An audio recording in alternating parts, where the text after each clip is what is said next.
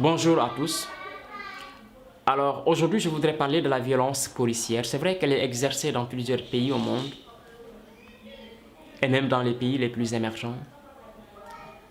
Par contre, elle existe sous une forme inacceptable en Afrique que nul ne peut cautionner et ne devrait cautionner. Je pourrais partir de ce qui se passe actuellement au Togo, où selon les communiqués reçus, 4 manifestants ont été tués et ont succombé suite à des balles reçues. Pareil au Congo RD, des manifestants aussi ont été tués.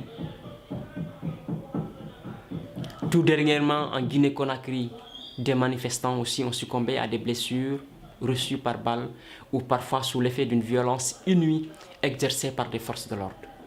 Au Sénégal, nous connaissons souvent aussi ces cas-là, surtout avec les étudiants ou parfois lors des manifestations politiques où des gens reçoivent des balles réelles ou sont réprimés dans le sang et succombent à ces blessures.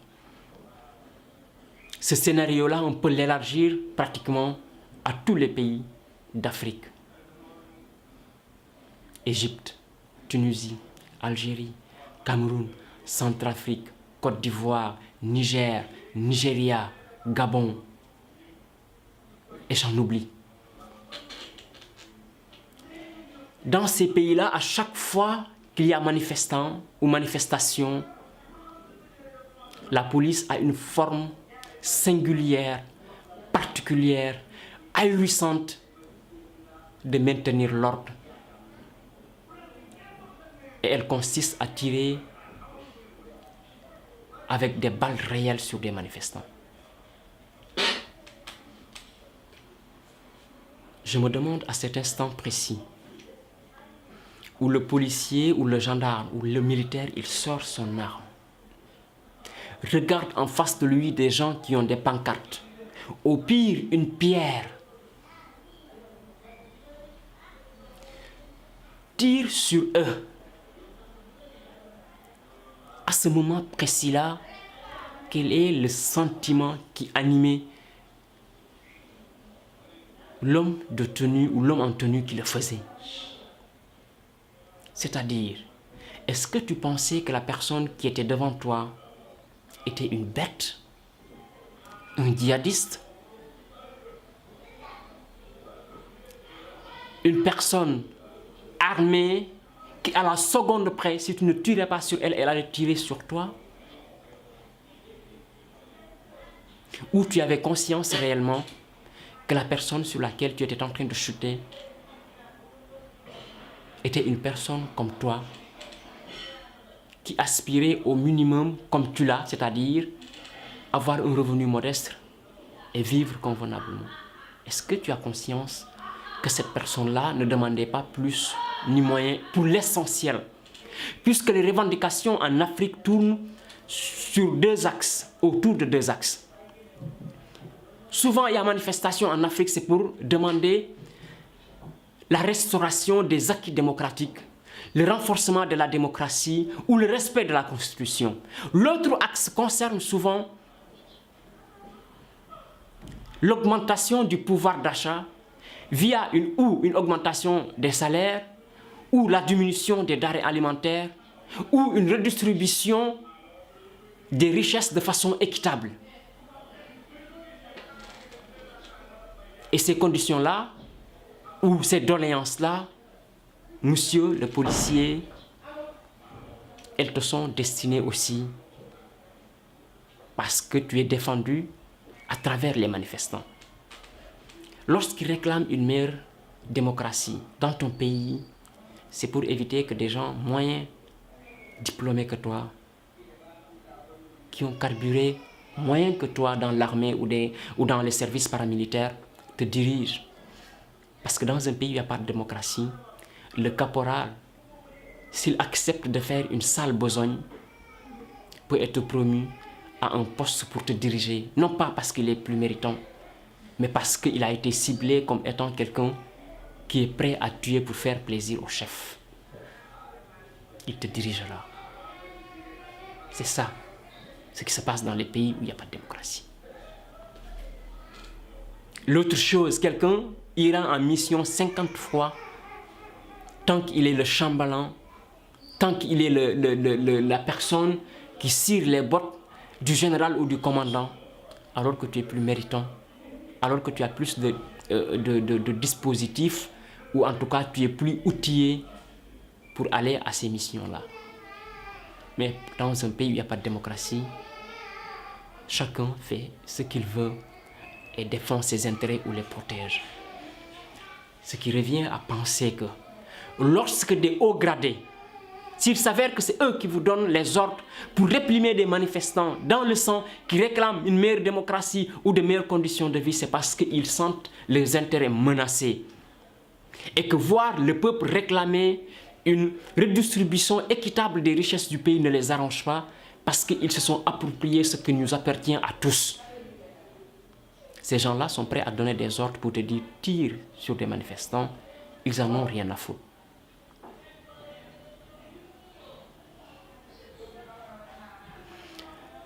Il te revient, toi, force de l'ordre, sur le terrain, de t'armer d'une conscience professionnelle et morale.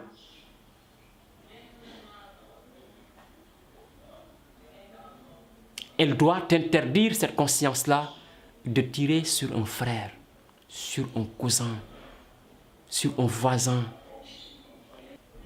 qui demande que de meilleures conditions de vie, qui le réclame pour lui, pour ses proches, y compris pour toi. Parce que ceux qui te donnent les ordres, ils vont rentrer à la descente du service vers des quartiers résidentiels. Si c'est en Côte d'Ivoire, c'est à Plateau. Si c'est au Sénégal, c'est aux Almadies. Pendant que toi, policier et les frères qui manifestaient, au soir, vous vous retrouvez dans les quartiers populaires.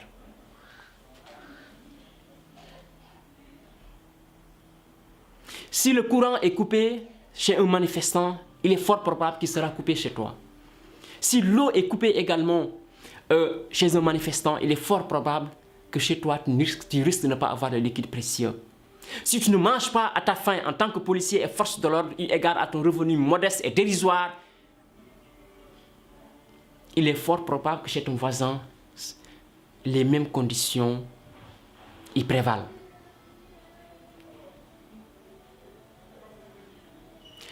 Donc, le manifestant en face n'est pas ton ennemi. Il n'est pas ton ennemi.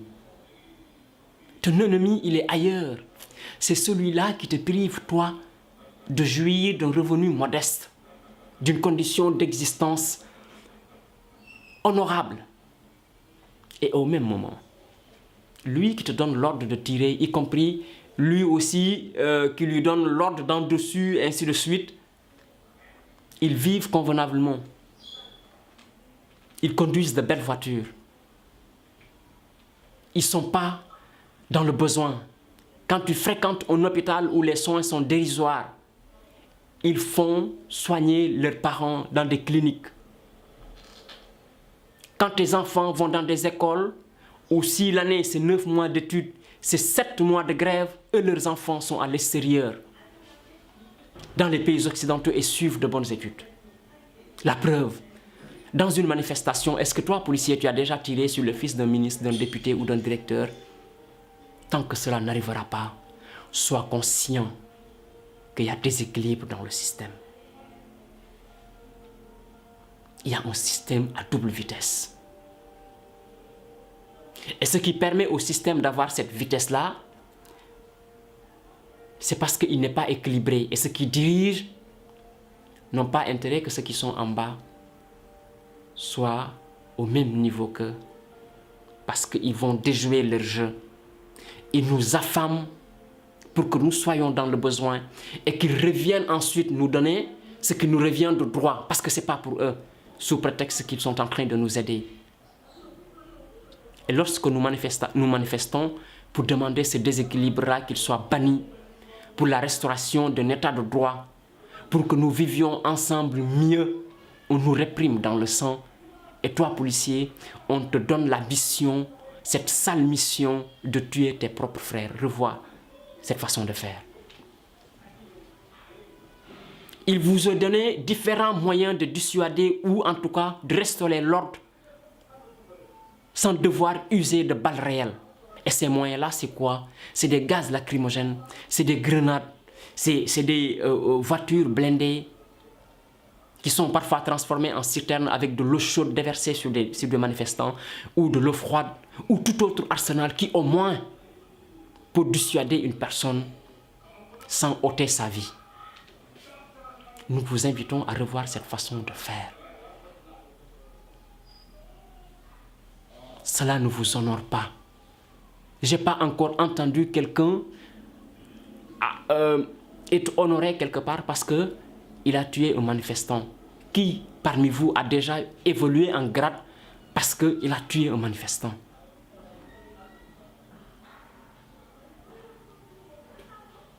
Revoyez cette façon de faire. Elle ne fait pas de vous un policier hors norme. Non, elle ne vous honore pas. Et je termine par rendre un vibrant hommage à ces policiers, à ces gendarmes droits dans leurs bottes, qui n'accepteraient pas pour rien au monde de tirer à barrière sur des manifestants, parce qu'ils sont conscients que ce n'est pas leur mission, parce qu'ils sont conscients que les manifestants qui réclament de meilleures conditions de vie et une meilleure démocratie ne sont pas leurs ennemis. Nous leur rendons un vibrant hommage. Nous leur disons merci pour la conscience professionnelle. Voilà ce que je voulais partager avec vous aujourd'hui. On se retrouve certainement la semaine prochaine. Au revoir.